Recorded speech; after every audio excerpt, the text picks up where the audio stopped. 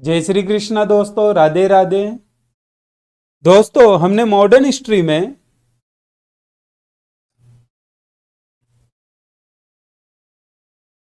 1857 की क्रांति पढ़ ली थी और 1857 की क्रांति के बाद में आंदोलन पढ़ लिए थे। आंदोलन में हमने किसान आंदोलन और जनजातीय आंदोलन पढ़े थे। दोस्तों, जब हमने 1857 की क्रांति पढ़ी और क्रांति का जो प्रभाव पड़ा था कि क्रांति का क्या प्रभाव पड़ा, तो दोस्तों उस दौरान हमने पढ़ा था कि जो क्रांति हुई थी उसके कारण जो राजपूताना के व्यक्ति थे, किसान थे, सेठ थे, साहूकार थे, सामंत थे, उन सभी पर प्रभाव पड़ा। लेकिन प्रभाव क्या पड़ा? जन जागृति हुई, उन्हें अपने अधिकारों का ज्ञान हुआ। और ज्ञान होना जरूरी भी था, जिसका मुख्य कारण था क्रांति का असफल होना, क्योंकि क्रांति व्यवस्थित नहीं की गई थी, कुशल नेतृत्व के बिना की गई थी, किसी कुशल नेता के हाथ में क्रांति नहीं की गई थी। एक ऐसा नेता जो खुद पेंशन पर चल रहा था, उस नेता को तो रंगून भेज दिया गया था। और जीनत महल एक ही गाना गाया करती थी, मेरे पिया गए रंगून, और रंगून से कभी वापस नहीं आए बहादुर शाह जफर। फिर उसके बाद में राजपूताना में एंट्री करता है तात्या टोपे, लेकिन तात्या टोपे भी देरी से आता है। क्रांति की गई उस दौरान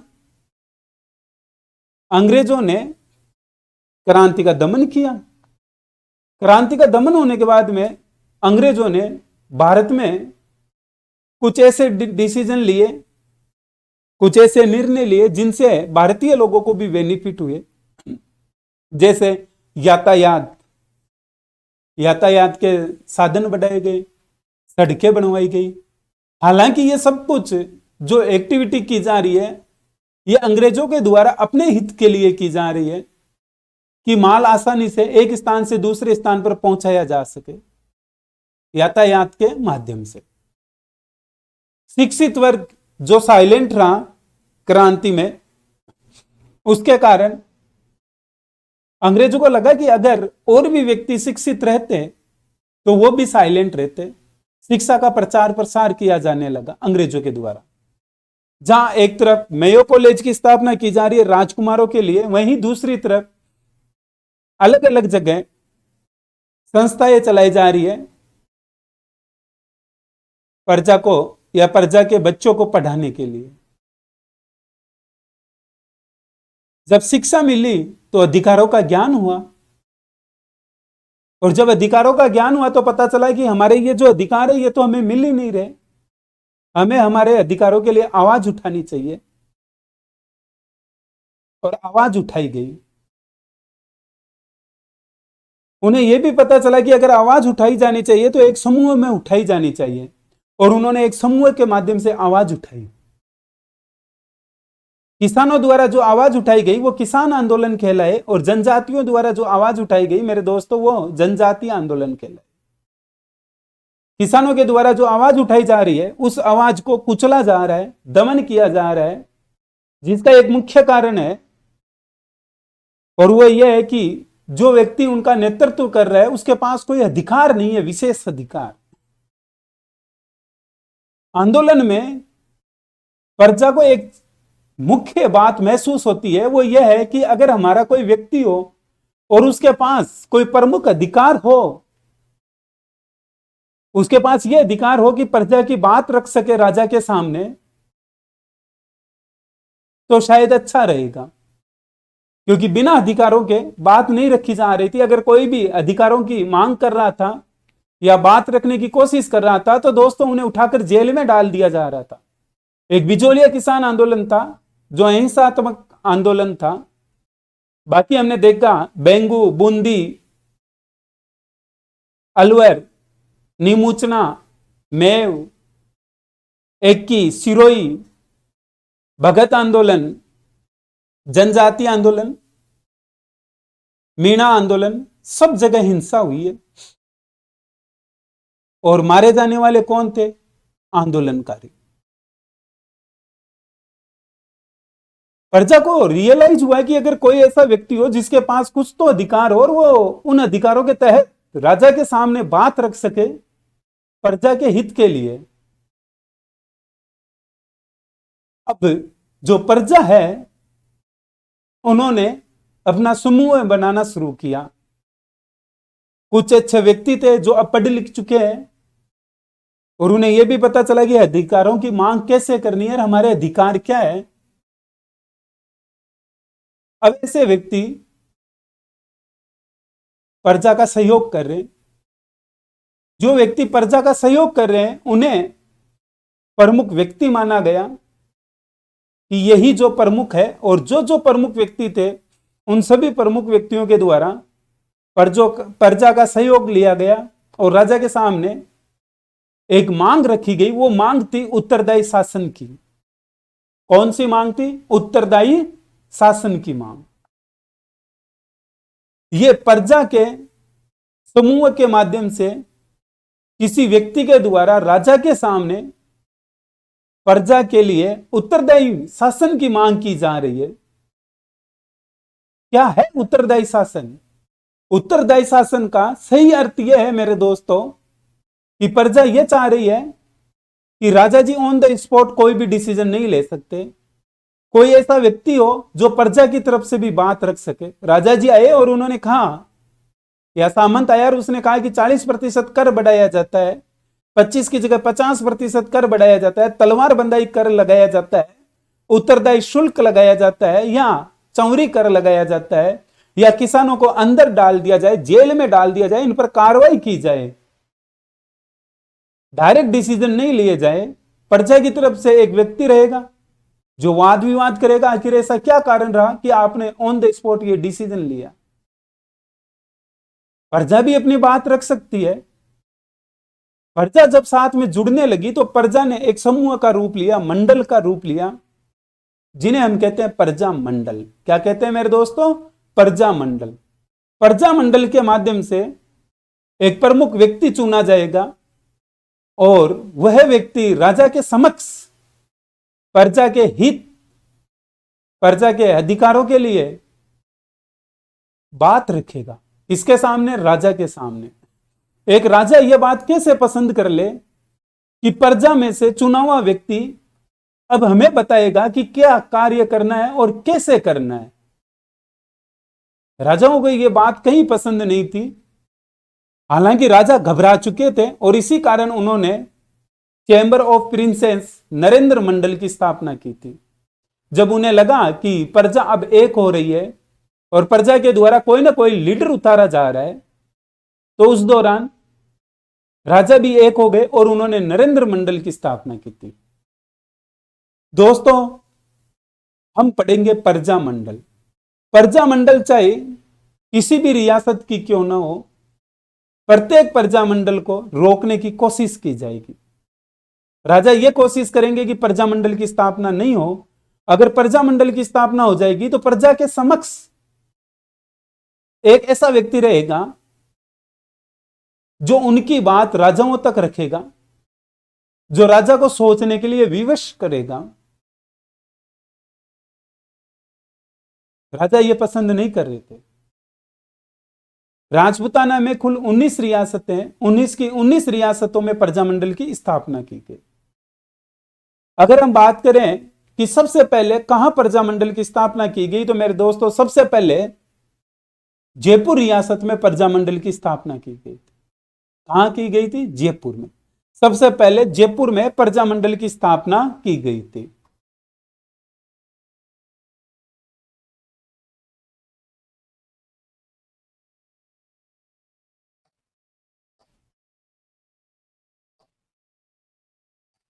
हम क्या पढ़ेंगे मेरे दोस्तों? प्रजामंडल। प्रजामंडल का जो मुख्य उद्देश्य है वो उद्देश्य क्या है मेरे दोस्तों?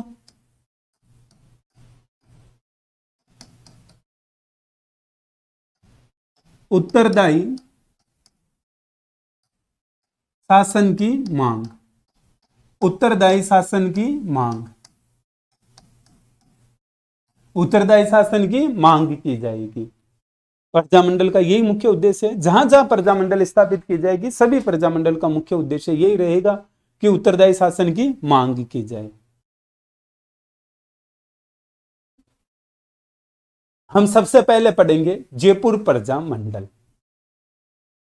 सबसे पहले 1931 ईस्वी में जयपुर में प्रजामंडल की स्थापना की गई। जयपुर में प्रजामंडल को लेकर क्रांति के बीज पहले ही बो दिए गए थे। कौन थे वो व्यक्ति जिन्होंने प्रजा में जन जागृति फैलाई थी? 1922 ईस्वी में मेरे दोस्तों हिंदी को राजभाषा बनाने के लिए ठाकुर कल्याण सिंह और श्यामलाल वर्मा ने आंदोलन चलाया। जयपुर में 1922 ईस्वी में हिंदी को राजभाषा बनाने के लिए, इसे हिंदी को राजभाषा बनाने के लिए ठाकुर कल्याण सिंह और श्यामलाल वर्मा आंदोलन चलाते हैं।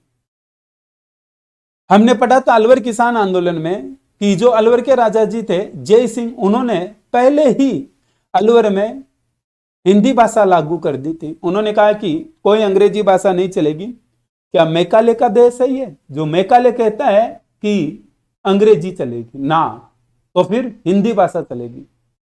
वह राजा जो अंग्रेजों को खटक रहा था, कौन सा? अलवर का राजा जय सिंह।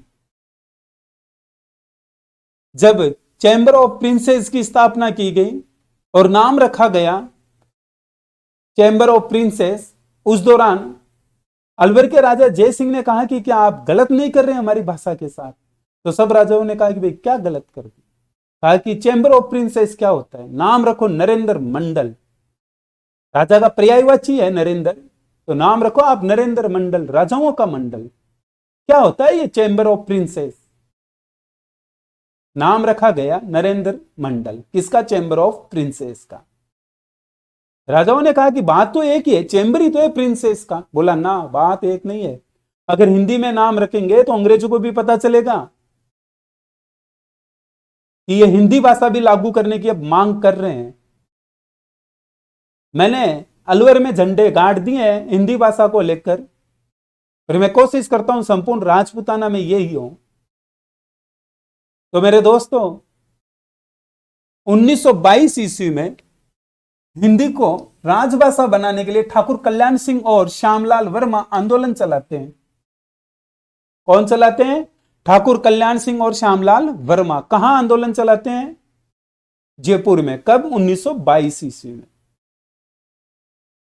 1927 ईस्वी में जमनालाल बजाज ने चरखा संघ की स्थापना की जयपुर में। कब की मेरे दोस्तों? 1927 ईस्वी में। करने वाले कौन है? जमनालाल बजाज। जमनालाल बजाज चरखा संघ की स्थापना कर रहे हैं। चरखे के माध्यम से मैसेज दिया जा रहा है कि खादी को बढ़ावा दिया जाए, विदेशी वस्त्रों का बहिष्कार किया जाए। सब कहते हैं कि आखिर क्या चरखे से आजादी आई थी? अगर चरखे से आजादी आती तो घर बैठकर चरखा चला लेते। मेरे दोस्तों चरखा एक माध्यम था अंग्रेजी वस्तुओं का बहिष्कार करने का। उस समय भारत में सर्वाधिक विदेशी कपड़े आया करते थे। अंग्रेजों के द्वारा जो सबसे ज्यादा वस्तु बेची जाती थी वो थी विदेशी कपड़े, क्योंकि हाथ से चरखा चलाया जा रहा है और कपड़ा बनने में समय लगता था, कॉस्टली पड़ता था कपड़ा। इस कारण अंग्रेजों ने यह फायदा उठाया। जब चरखा संघ की स्थापना की गई तो अंग्रेज समझ गए कि इस चरखे के माध्यम से यह मैसेज दिया जा रहा है कि भले ही समय ज्यादा लगे लेकिन स्वयं कपड़ा तैयार करो और पहनो। चरखा संघ का मुख्य उद्देश्य यही था कि विदेशी कपड़ों का बहिष्कार किया जाए। अगर विदेशी कपड़ों का बहिष्कार करेंगे तो पहनेंगे क्या? खादी कपड़ा पहनो। खादी कपड़ा बनकर तैयार होता था किससे? चरखे से। 1927 ईस्वी में जमनालाल बजाज ने जयपुर में चरखा संघ की स्थापना की। जयपुर प्रजामंडल। जमनालाल बजाज कांग्रेस के कोषाध्यक्ष जिनके पास खूब सारा धन है, उन्होंने कर्पूर चंद पाटनी से कहा कि कर्पूर चंद पाटनी जी, जयपुर में अगर प्रजामंडल की स्थापना कर ली जाए तो कैसे क्या रहेगा। कर्पूर चंद पाटनी ने कहा कि विचार तो मेरा भी है, लेकिन महाराज रुपये नहीं है हमारे पास। जमनालाल बजाज ने बोला, जब तक मैं बैठा हूं ना तब तक तुम्हें चिंता करने की जरूरत नहीं है, आप तो बताओ कितने रुपये चाहिए। 1931 की बात है मेरे दोस्तों। 1931 ईस्वी को जमनालाल बजाज ने खूब सारा फंड दिया, धन दिया कर्पूर चंद पाटनी को, और कहा कि आप तो प्रजामंडल की स्थापना करो।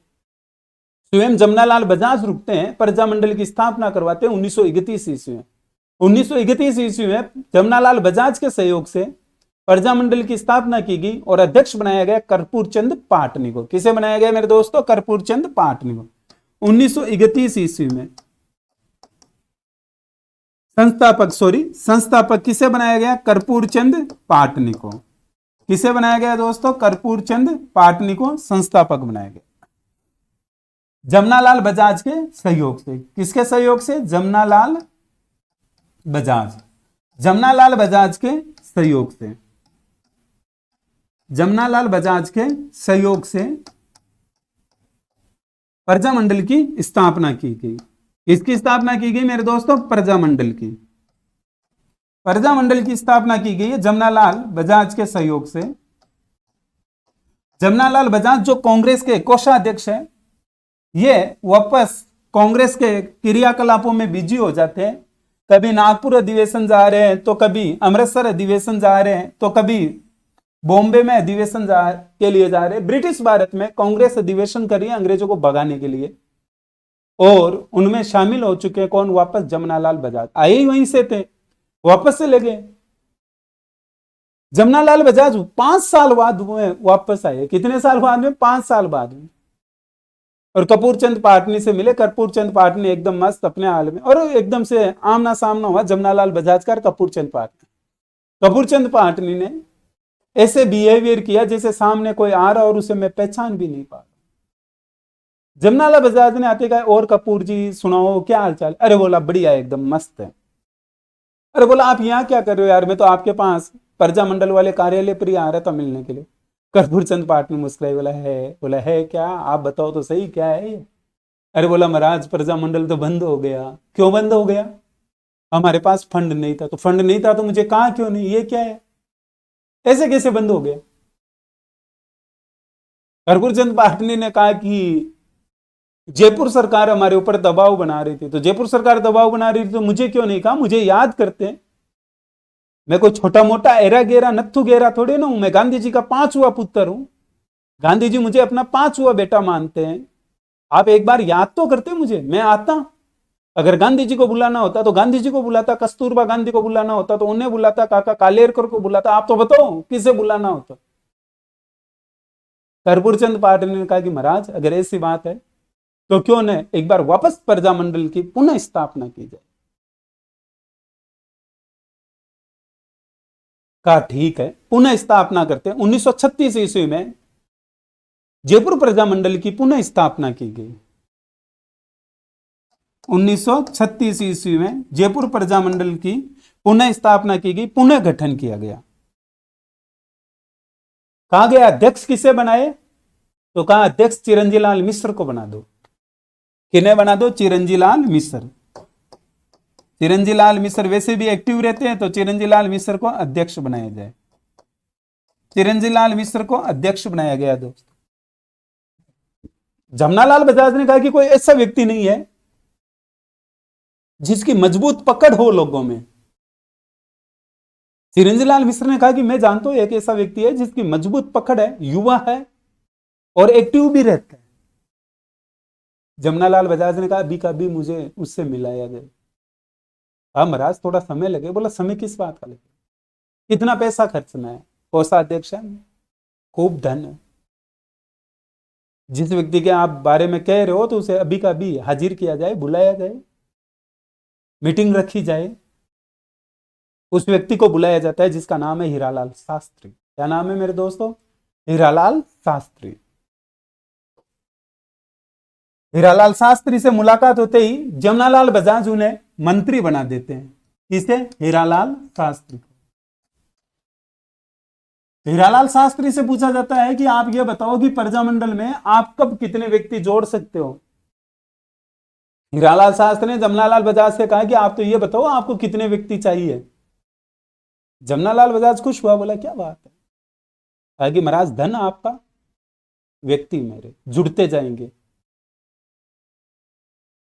जमनालाल बजाज ने कहा बस यही सुनना था मुझे, अगर ऐसी बात है तो आप तो व्यक्ति जोड़ो। हीरालाल शास्त्री ने कहा कि व्यक्ति तो जुड़ जाएंगे, लेकिन अधिवेशन भी बुलाना है, कहीं ऐसा नहीं हो कि पहले की तरह व्यक्ति जोड़े गए और एक भी अधिवेशन नहीं बुलाया गया।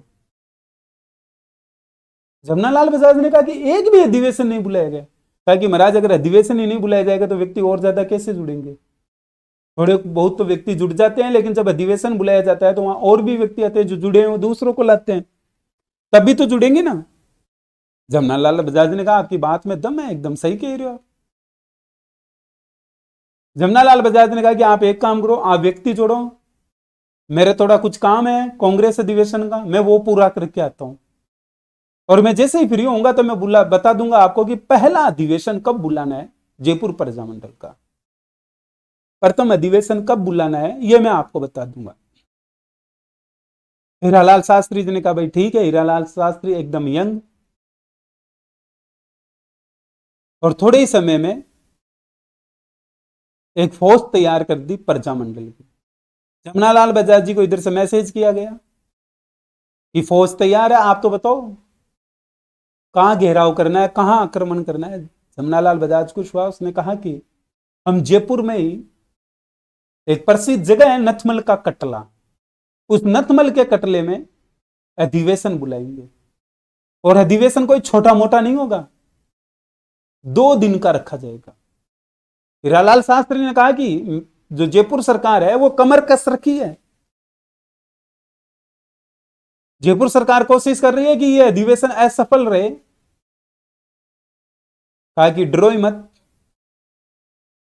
मैं गांधी जी से बात करूंगा और गांधी से कहूंगा कि भाई आप चलो। जमनालाल बजाज गांधी से कहता है कि बापू जयपुर प्रजामंडल की मैंने पहले स्थापना की थी 1931 ईस्वी में, कपूरचंद पाटनी को संस्थापक बनाया था, मैं एक बार वापस पुनः गठन करके आया हूं, 2 साल हो चुके, 1936 में किए, अभी 1938 चल रहा है, और मैं पहला अधिवेशन बुला रहा हूं, आपको चलना होगा। वापस रिप्लाई मिला बापू का कि मैं तो अभी बिजी हूं, मेरा कैसे जाना होगा। पास में कस्तूरबा गांधी बैठी थी, उसने कहा ये लो, जो इंसान फ्री है उससे तो कोई पूछ ही नहीं रहा। अरे जमनालाल बजाज ने कहा कि मैं सोच रहा था जोड़े से चलो, अगर ये बिजी है तो आपको तो चलना ही है। कस्तूरबा गांधी जी प्रथम अधिवेशन में भाग लेती है। सदस्य कौन कौन है जयपुर प्रजामंडल के? बाबा हरिश्चंद्र, लादूराम जोशी, टीकाराम पालीवाल, हंस डी राय और पूर्णचंद्र जैन। दोस्तों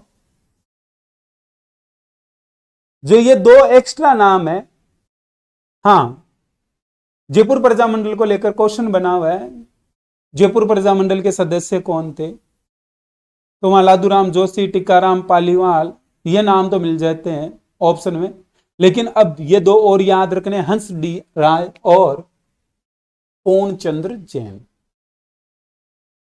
पूर्णचंद है, पूर्णचंद जैन, ठीक है। पहला अधिवेशन बुलाया जा रहा है, कहां गया अधिवेशन, कब बुलाया जाए, तो कहा 8 व 9 मई को। कब बुलाया जाए? 8 व 9 मई को 1938 में, 8 व 9 मई को 1938 में अधिवेशन बुलाया जा रहा है दोस्तों। और इस अधिवेशन में का जो प्रमुख भाग था कि बुलाया कहां जाए, कौन सी जगह रखा जाए अधिवेशन, तो वो था नथमल का कटला। कौन सा था मेरे दोस्तों? नथमल के कटले में,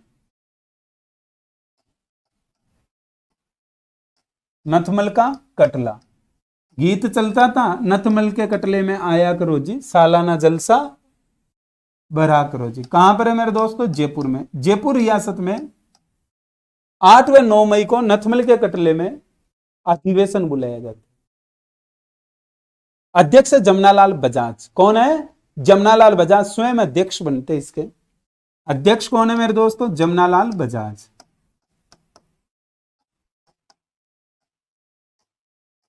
जमनालाल बजाज, अध्यक्ष जमनालाल बजाज है। 8 और 9 मई को अधिवेशन हो चुका है। कस्तूरबा गांधी ने कहा कि मेरा नंबर कब आएगा। जमनालाल बजाज ने कहा कि आपके लिए अलग से दिन रखा गया, आप 10 मई को प्रजा को, महिलाओं को संबोधित करना कि सभी ज्यादा से ज्यादा प्रजा मंडल से जुड़े। कस्तूरबा गांधी ने 10 मई को प्रजा को संबोधित किया कि ज्यादा से ज्यादा संख्या में प्रजा मंडल से जुड़े। कब किया था दोस्तों? 10 मई को। 10 मई को कस्तूरबा गांधी ने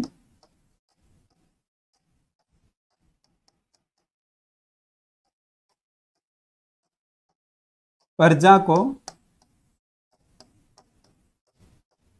संबोधित किया। कब किया मेरे दोस्तों?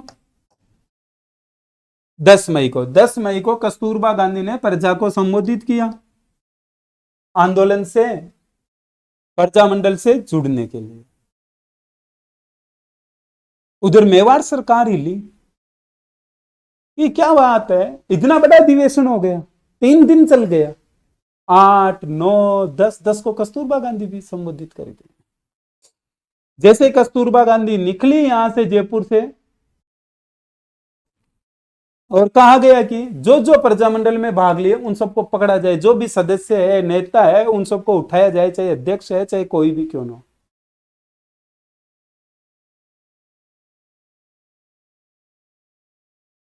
सबको पकड़ा जाने लगा, उठाया जाने लगा, जो जो प्रजामंडल के सदस्य थे।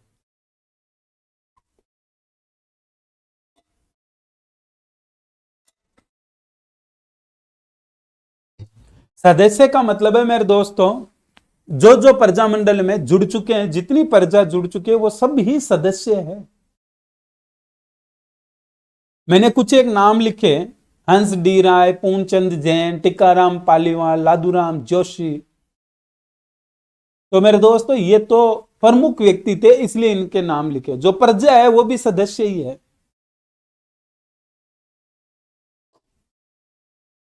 16 दिसंबर 1938 ईस्वी को जमनालाल बजाज के जयपुर में प्रवेश पर प्रतिबंध लगा दिया गया।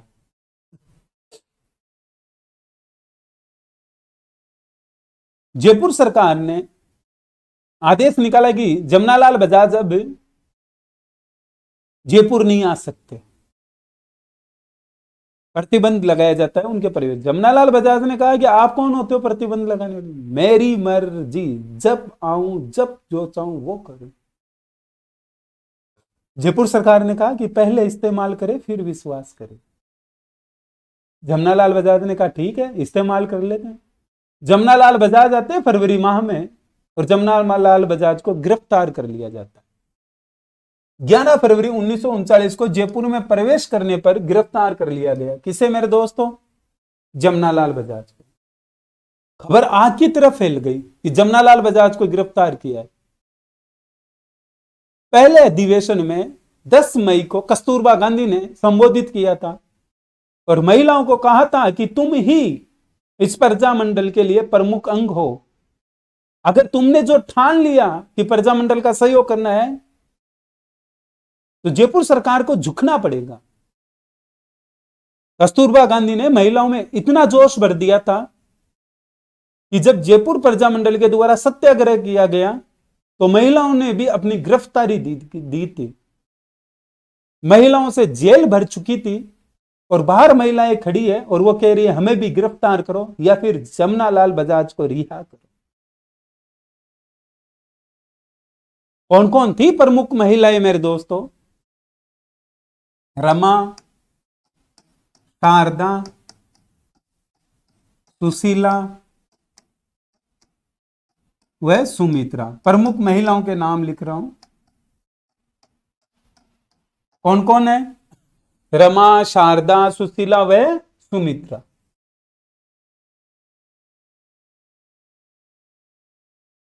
बाद में, कुछ समय बाद में महात्मा गांधी ने मना कर दिया सत्याग्रह के लिए। उन्होंने कहा कि अब सत्याग्रह की जरूरत नहीं है, सत्याग्रह बंद किया जाए। सत्याग्रह का सही अर्थ है जेल भरो आंदोलन, गिरफ्तारियां देना। महिलाओं ने भी गिरफ्तारियां दी। कौन से प्रजामंडल में मेरे दोस्तों? जयपुर प्रजामंडल। जयपुर प्रजामंडल में महिलाओं ने भी गिरफ्तारी दी। कौन कौन? रमा, शारदा, सुशीला, सुमित्रा। गांधी के द्वारा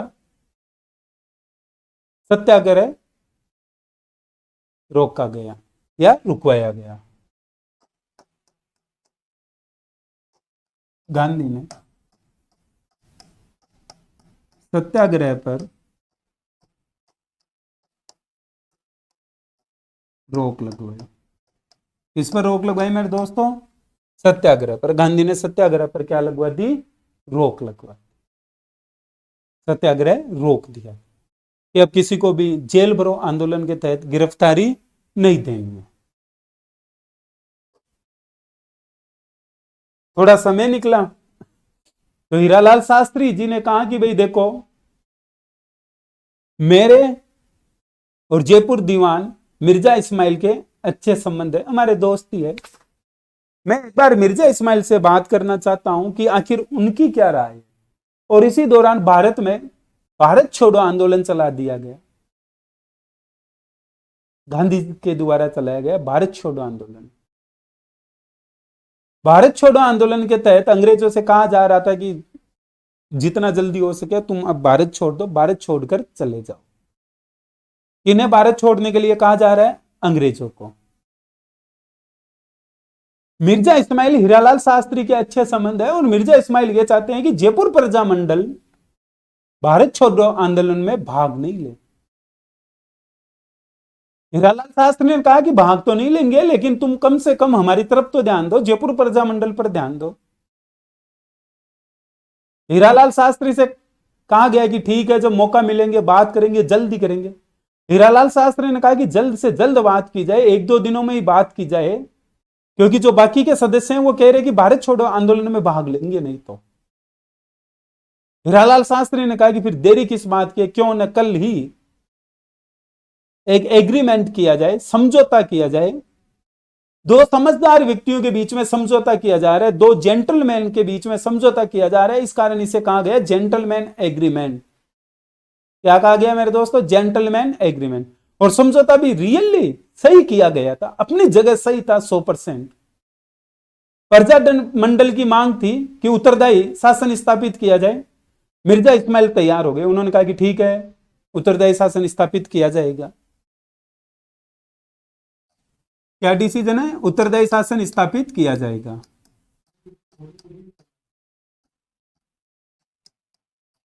उत्तरदायी शासन स्थापित किया जाए। कहा कि ठीक है, किया जाएगा, कोई प्रॉब्लम नहीं। लो लिख देते हैं, किया जाएगा। समझौते में जो डिसीजन लिया गया वो बातें लिख रहे। प्रजामंडल की तरफ से हीरालाल शास्त्री ने कहा कि यार हम कोई धरना करते हैं, कोई जुलूस निकालते हो, आप हमें गिरफ्तार कर लेते हो, ये गलत है। मिर्जा इस्माइल ने कहा कि जितने धरने देने उतने धरने दो, जितने जुलूस निकालने उतने जुलूस निकालो, लेकिन शांतिपूर्ण होने चाहिए, हिंसात्मक नहीं होने चाहिए। हीरालाल शास्त्री का बोला थैंक यू, यही चाहिए था। प्रजामंडल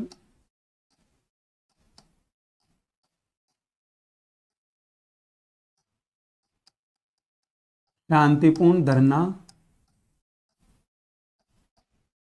व जुलूस निकाल सकती है।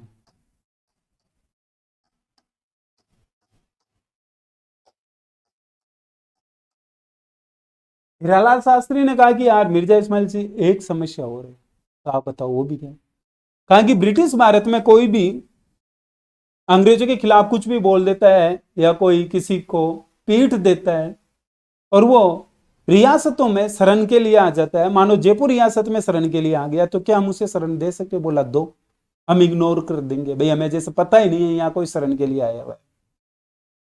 तो ब्रिटिश भारत के विद्रोही को गिरफ्तार नहीं किया जाएगा और प्रजामंडल उसे शरण दे सकती है।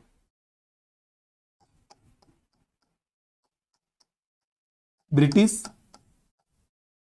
भारत के विद्रोही को, ब्रिटिश भारत के विद्रोही को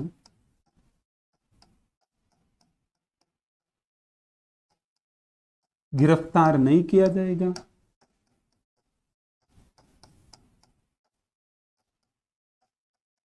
वह प्रजामंडल शरण दे सकती है। कौन शरण दे सकती है मेरे दोस्तों? प्रजामंडल, प्रजामंडल शरण दे सकती है। मिर्जा इस्माइल ने कहा कि अब हम हमारी भी बात रखते हैं। कहा कि रखो। कहा कि प्रजामंडल भारत छोड़ो आंदोलन में भाग नहीं लेगा। हीरालाल शास्त्री ने कहा डन, प्रजामंडल भारत छोड़ो आंदोलन में भाग नहीं लेगा। प्रजामंडल भारत छोड़ो आंदोलन में भाग नहीं लेगा। कौन भाग नहीं लेगा मेरे दोस्तों? प्रजामंडल। फाइनल हो गया भी, ठीक है, प्रजामंडल भारत छोड़ो आंदोलन में भाग नहीं लेगा, और क्या चाहिए? कहा कि और तो कुछ भी नहीं चाहिए।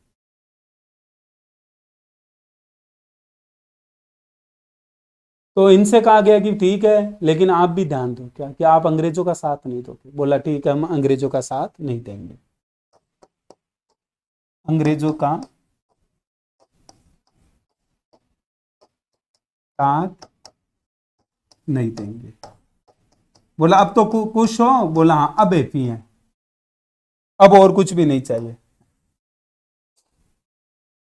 हीरालाल शास्त्री एग्रीमेंट करने के बाद प्रजामंडल कार्यालय पहुंचते हैं, मुख्यालय पर, और वहां जाकर अपने सदस्यों से बाबा हरिश्चंद्र, रामकरण जोशी, दौलतमल भंडारी, गुलाब चंद कांसलीवाल से कहते कि एक बड़ी खुशखबरी लाया हूं, आप बताओ क्या है। कहा कि मिर्जा इस्माइल ने अपनी सब शर्तें मान ली। कहा कौन सी शर्तें? कहा कि उत्तरदायी शासन स्थापित कर सकते। बोला वाह, ये तो अच्छी बात। कहा कि अब हम धरना जुलूस निकाल सकते। बोला ये और अच्छी बात। कहा कि हम कोई ब्रिटिश विरोधी आए तो उसे हम शरण दे सकते। बोला और क्या चाहिए?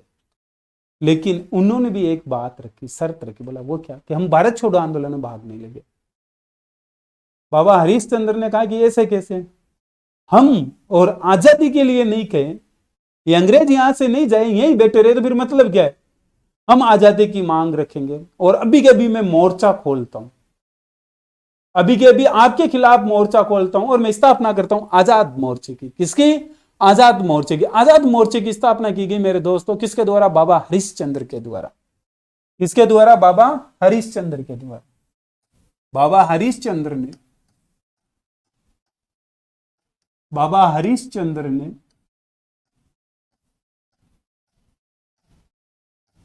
आजाद मोर्चे की स्थापना की।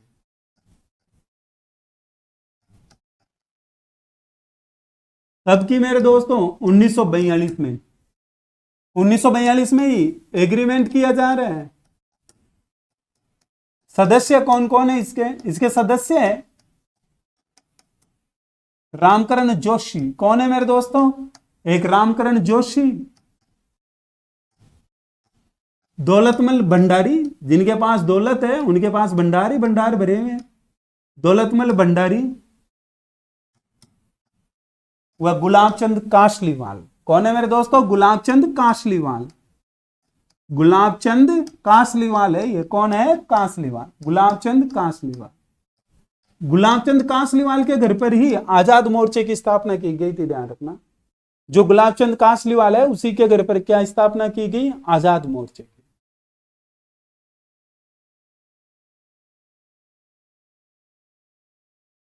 अब दो संगठन बन चुके, एक प्रजामंडल, एक आजाद मोर्चा। 1945 में जवाहरलाल नेहरू आते हैं और इनका विलय कर देते हैं। 1945 ईस्वी में जवाहरलाल नेहरू, जवाहरलाल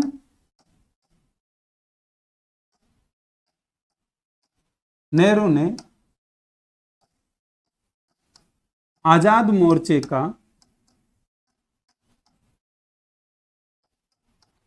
प्रजामंडल में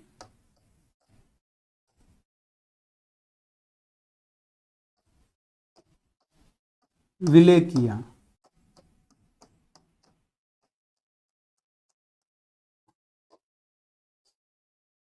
जयपुर प्रजामंडल कंप्लीट। नेक्स्ट है बूंदी प्रजामंडल।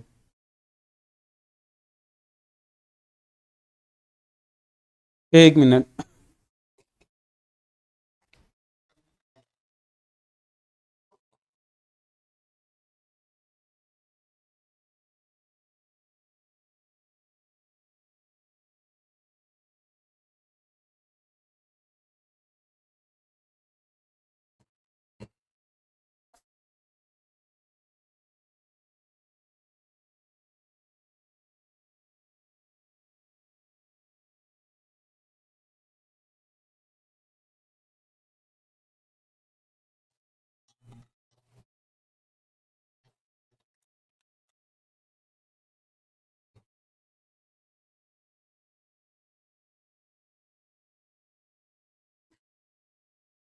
बूंदी प्रजामंडल।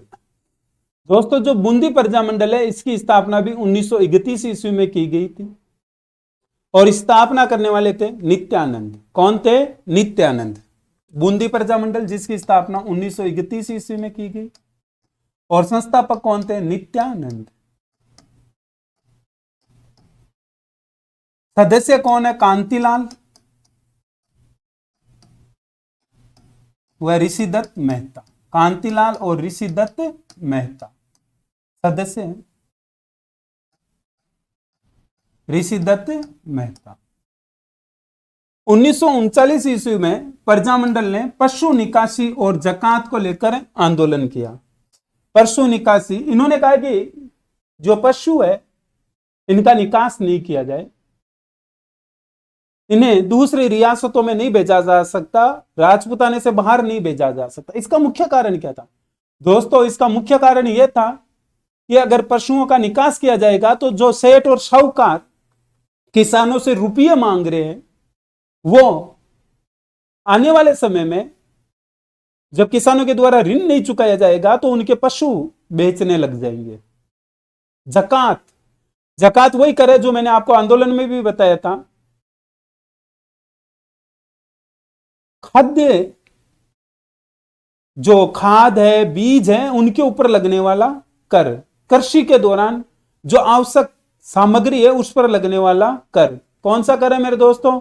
जकात कर। बूंदी प्रजामंडल जिसका गठन 1931 में किया गया, संस्थापक कौन थे? नित्यानंद। सदस्य कांतिलाल व ऋषिदत्त मेहता।